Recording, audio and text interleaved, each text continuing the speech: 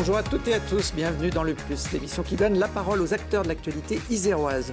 Les 15 et 22 mars, vous allez voter pour choisir votre maire. À Grenoble, Éric Piolle, après 2 mandats, a décidé de ne pas se représenter. La succession est donc ouverte et l'on a proposé à tous les prétendants de cette élection de venir sur le plateau de TG+, nous parler de leur programme.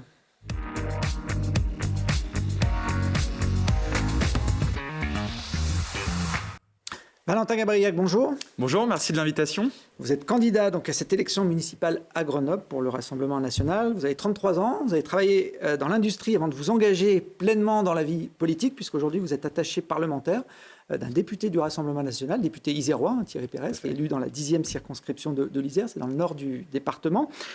Vous êtes plutôt basé à Paris ou en Isère avec ce job d'attaché parlementaire ? Alors je suis basé principalement en circonscription. Je suis grenoblois, j'y ai fait mes études et je travaille du coup en Isère, dans notre beau département. Je vais à Paris en moyenne une fois par mois, 3-4 jours, et le reste du temps je suis dans les Alpes.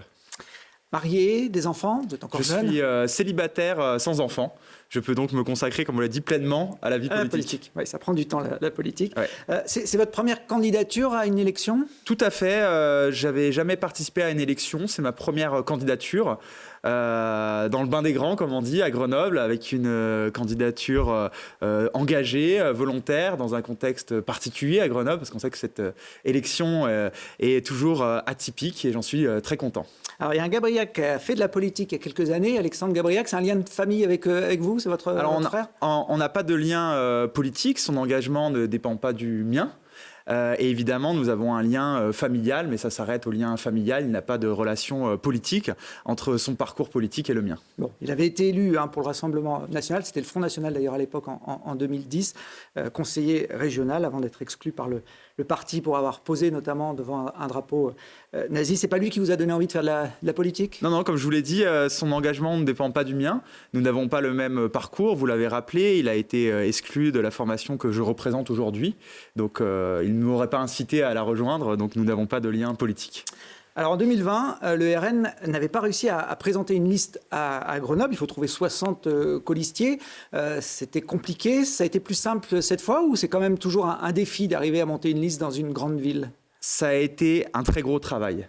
Ça a été beaucoup d'implications, beaucoup d'appels téléphoniques, beaucoup de structures. Nous avons commencé par appeler les adhérents de notre parti, puis les sympathisants, faire du porte-à-porte, lors des marchés aussi, lors des tractages.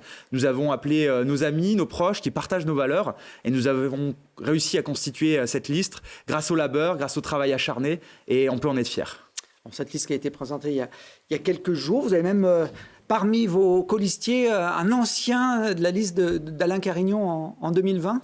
Exactement, c'est une liste de tout horizon et de toutes les droites. Nous avons des gens qui viennent de Debout la France, qui viennent des Patriotes, qui viennent d'Identité Liberté, le parti de Marion Maréchal.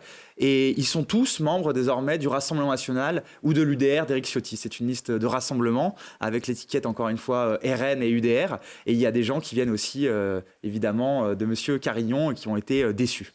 Vous parlez de la difficulté d'inciter les gens à se présenter. Il y a encore des réticences aujourd'hui. On partage vos idées du RN, mais on ne veut pas s'afficher sur une liste électorale. Vous l'avez encore ressenti ? Je pense qu'aujourd'hui, le Rassemblement national, qui est le premier parti de France, et je tiens à le dire, le premier parti de l'Isère, Jordan Bardella, aux dernières européennes, dans le département, a recueilli plus de 33% des voix. Le deuxième, M. Glucksmann, était à moins de 15%. Nous sommes donc parfaitement légitimes. Nous avons réussi à avoir 61 colistières et colistiers que je salue, que je remercie pour leur courage et engagement. Et je pense qu'aujourd'hui, nous sommes tout à fait légitimes dans le débat politique. Nous avons un programme qui répond aux impératifs des Grenoblois, aux problématiques. La liste a été difficile à constituer car nous n'étions pas enracinés dans le Sud-Isère. Mais lorsque nous avons rencontré des gens qui étaient volontaires, qui partageaient nos idées, elles ont rejoint la liste facilement. Alors, comme je sais que ce n'est pas le cas de tous les candidats ou tous les colistiers, je pose la question à chaque fois. Est-ce que vous habitez Grenoble aujourd'hui, Valentin ? Alors, j'habite Grenoble depuis plus d'une dizaine d'années. Je suis grenoblois, j'ai quitté la ville pour faire mes études. J'ai fait des études de commerce, un master, des études en sciences politiques hors de Grenoble. Et je suis revenu une fois diplômé. Et je suis, je crois, l'un des seuls candidats habités dans Grenoble Sud. Dans le 3800, le Grenoble un peu oublié des bobos du centre-ville. Et j'en suis fier, donc j'habite dans le 3800 et je suis évidemment grenoblois. Très bien. J'ai vu que vous espériez jouer un rôle majeur dans cette élection. Alors pour l'instant, les sondages, ou le sondage, parce qu'il n'y en a pas eu beaucoup à Grenoble, ne vous prêtent pas ce rôle, hein, puisque vous êtes mesuré, on va le voir là sur cette infographie, autour à peu près de 8%, ce qui n'est pas suffisant pour peser vraiment dans une élection municipale. Alors vous savez, déjà on a gagné une bataille, c'est la bataille des idées. Dans cette élection municipale, on parle de sécurité. C'est le thème phare du Rassemblement national et le thème que je porte depuis des mois. Madame Ruffin, qui est plutôt une candidate de gauche, c'est son droit, elle parle de sécurité. Nous avons donc gagné déjà la bataille intellectuelle. Il y a 20 ans, 30 ans, quand on parlait de sécurité, on nous traitait de fachos, de fous, de cinglés. Et aujourd'hui, on a réussi dans cette campagne municipale à Grenoble, et j'en suis fier, à imposer ce thème. 8%, il faut savoir que la barre pour se qualifier au second tour est à 10%. Le sondage, quand vous le regardez en détail, il y a une marge d'erreur de 3%. Et nous serons bien évidemment au second tour. De plus, nous avons souffert d'un déficit de notoriété. Je vous l'ai dit tout à l'heure, c'est ma première élection. Et la notoriété se joue beaucoup sur les dernières semaines de campagne. Nous sommes sur le terrain, nous envoyons des tracts ciblés, nous allons donc mécaniquement remonter. Et nous avions un ratio notoriété, popularité et intention de vente qui était incroyable, puisque seulement 13% des Grenoblois nous connaissaient et 8% étaient prêts à voter pour nous. Je suis donc extrêmement confiant et ce sondage me semblait extrêmement positif. Alors, il avait été publié fin janvier, donc effectivement, depuis, il y a eu pas mal de semaines de campagne. Qu'est-ce qui se passera, justement, si vous êtes en capacité de vous maintenir au second tour en faisant plus de 10%? Nous sommes ouverts au dialogue avec toutes les forces d'opposition à l'extrême gauche. Nous sommes ouverts au dialogue car nous voulons sauver Grenoble de cette gauche qui l'a menée au déclin, au déclassement, au chaos sécuritaire. Nous sommes donc ouverts au dialogue avec des forces constructives. Nous sommes aussi ouverts à nous maintenir seuls si des personnes ne veulent pas dialoguer avec nous. Mais je pense que la victoire ne se fera pas sans nous.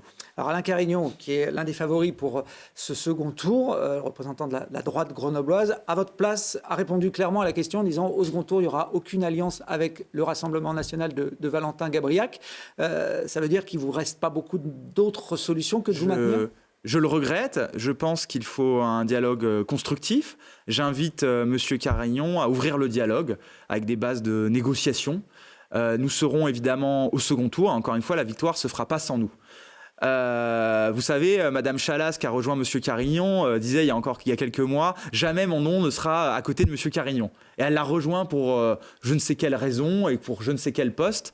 Tout est possible en politique, vous savez, nécessité fait loi, et je pense qu'il y a nécessité aujourd'hui de sauver Grenoble. Donc vous pensez qu'il pourrait encore éventuellement changer d'avis en fonction des résultats du Je l'espère du moins, je le souhaite pour les Grenoblois. Si négociation il y a, si dialogue, évidemment, ça se fera avec des contreparties.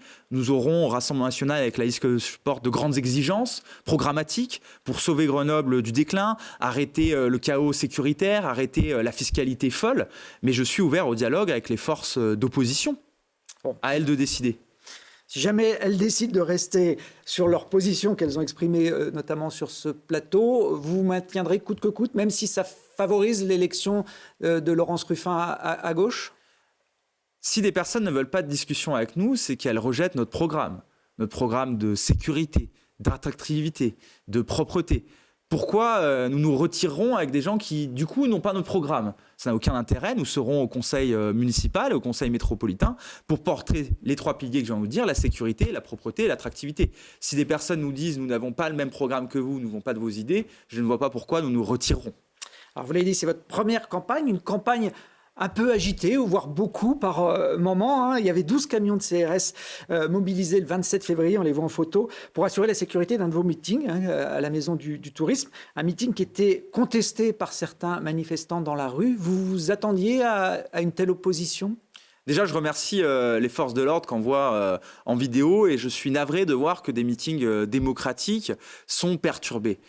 Sans la présence des forces de l'ordre, lors de la venue de Laurent Jacobelli, vice-président du Rassemblement national, je suis d'ailleurs le seul des candidats à faire des meetings festifs avec des salles remplies, avec des invités nationaux, je tiens à le dire, dans cette élection municipale, nous aurions eu probablement des problèmes avec une extrême gauche qui est intolérante, qui conteste nos idées, mais il ne le fait plus par des arguments parce qu'ils ont perdu le débat intellectuel. On voit ces images-là de la place Grenette à quelques mètres de votre meeting. Quand on a perdu le débat intellectuel, on va contester les idées sur le terrain des attaques personnelles, sur la violence, sur les coups bas. Nous voulons un débat démocratique, un débat d'idées.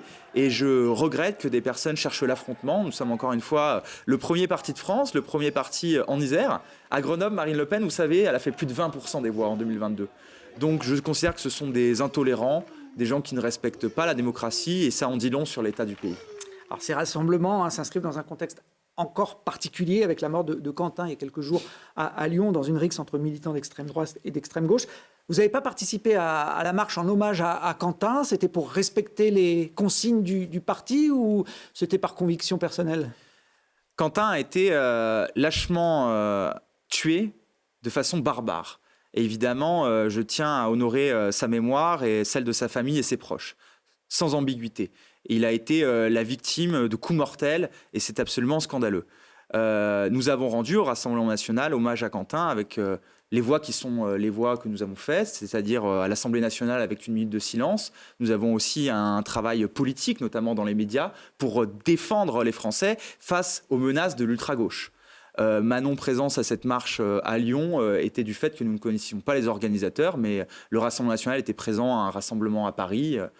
Nous voulons évidemment condamner la violence d'ultra-gauche qui mène malheureusement jusqu'au décès de ce jeune Quentin.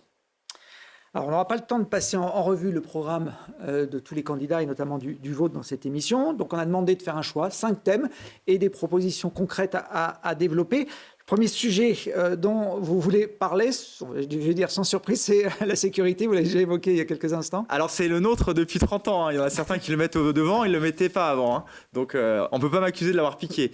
Évidemment, la sécurité, c'est un pilier pour nous. Nous voulons renforcer la police municipale. Nous pensons qu'il n'y a pas de fatalité et que nous pouvons ramener de la sécurité.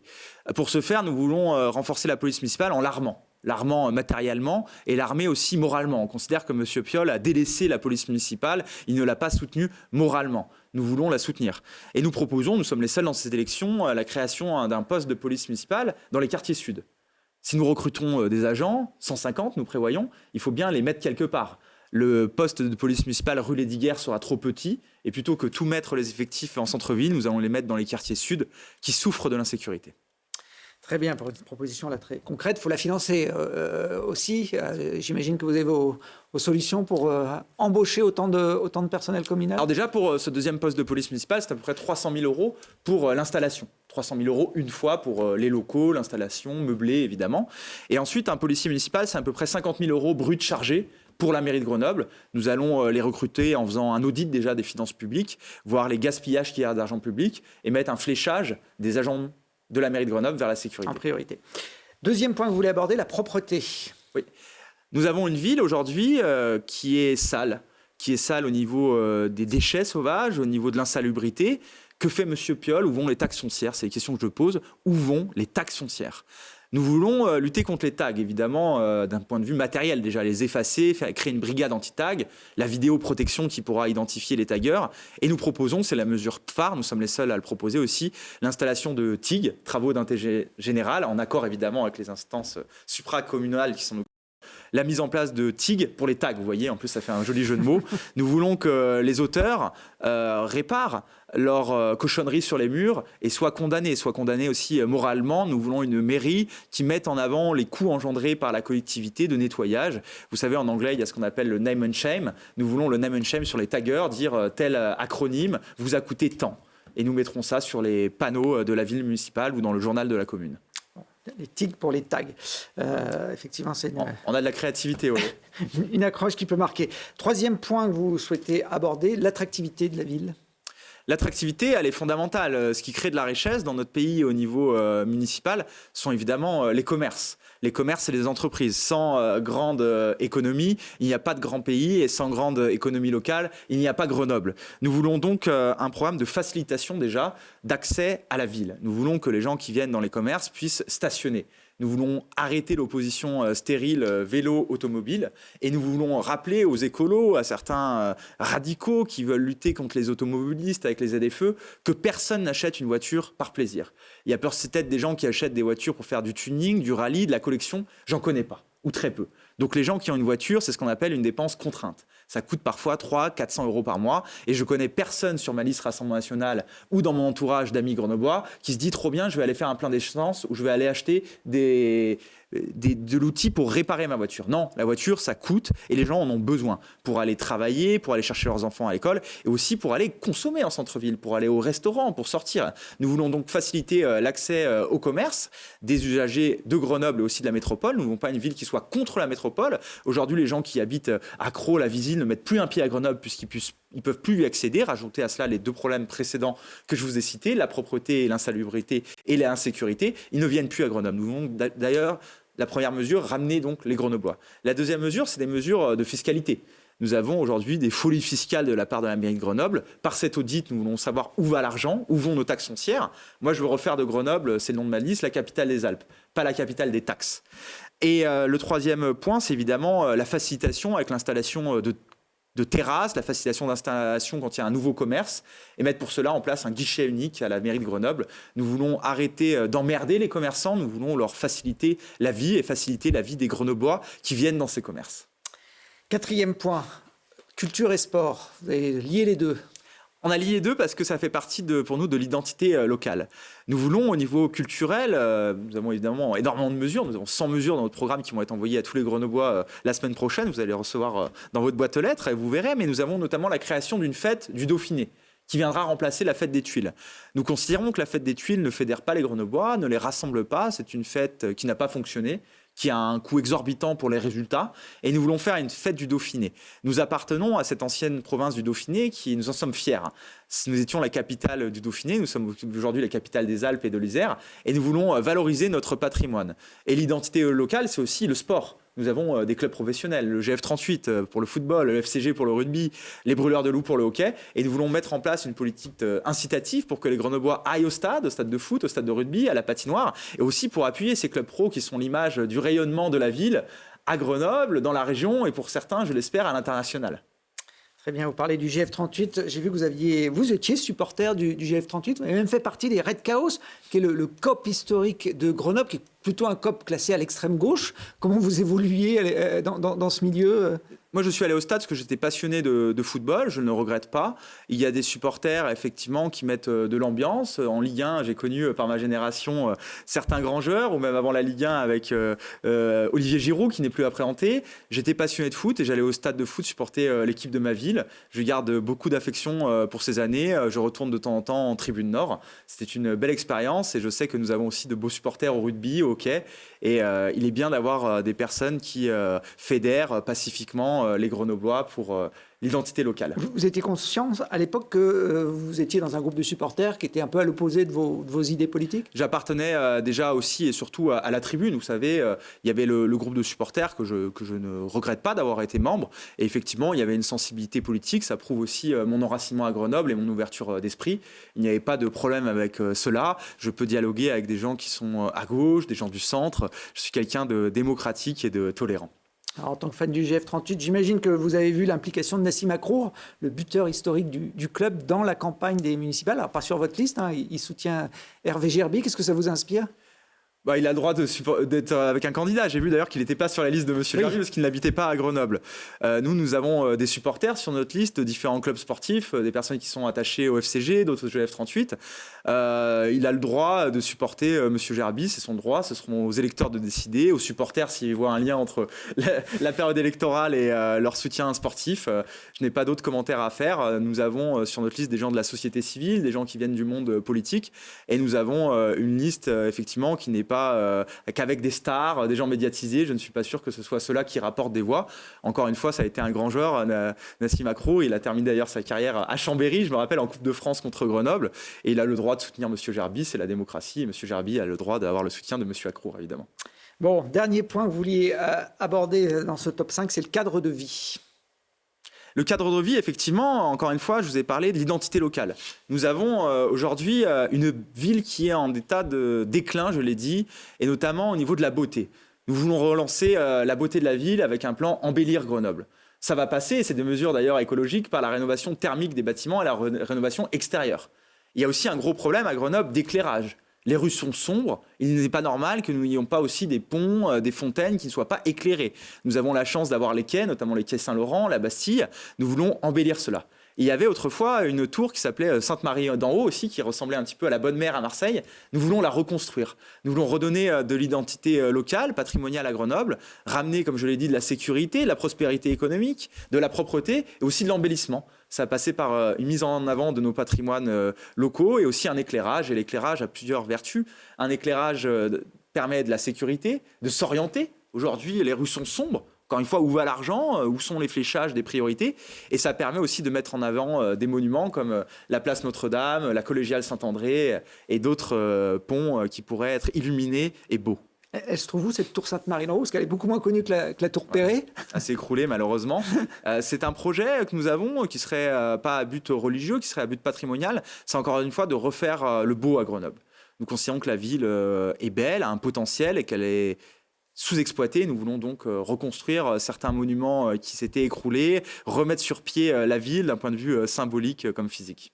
Bon, on va terminer cette émission avec le troisième tour, celui qui viendra derrière les municipales, c'est l'élection du président de la métropole. Alors aujourd'hui, il n'y a pas de conseiller communautaire du Rassemblement national au sein de la métropole. Il y a 119 élus qui siègent.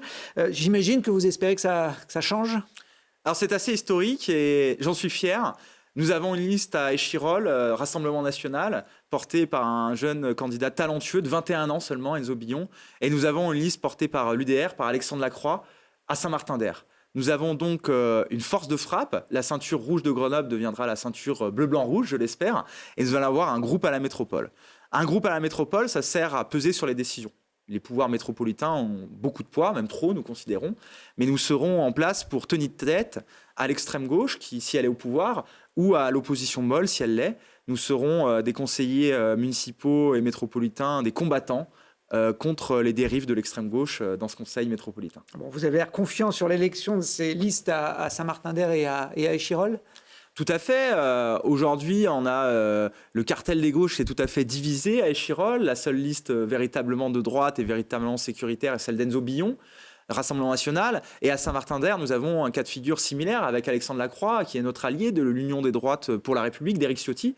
Nous sommes fiers, nous avons 3 listes dans le bassin grenoblois. Quand j'ai lancé le projet de me présenter à Grenoble, les gens riaient, les gens se moquaient de nous, ne nous prenaient pas au sérieux. Je pense qu'aujourd'hui, plus personne ne rigole. Nous avons montré notre professionnalisme, notre calme, notre goût du débat, de la République, et nous allons porter ce projet pour Grenoble et la métropole. Très bien. Valentin Gabriac, merci d'être venu nous exposer les grandes lignes de votre projet. 15 et 22 mars, donc c'est les 2 tours de l'élection municipale. D'ici là, bonne fin de campagne. Et puis, nous, on se retrouve très vite avec d'autres candidats. On se verra au second tour pour le débat de second tour. Il sera intéressant. On a prévu de le faire, effectivement, ce débat. On ne sait pas s'il y aura 2, 3 ou 4 qualifiés, mais en tout cas, il sera forcément intéressant. S'il n'y a personne qui gagne au premier tour. Ça, c'est possible aussi. Merci en tout cas d'être venu. Merci beaucoup, merci de votre invitation.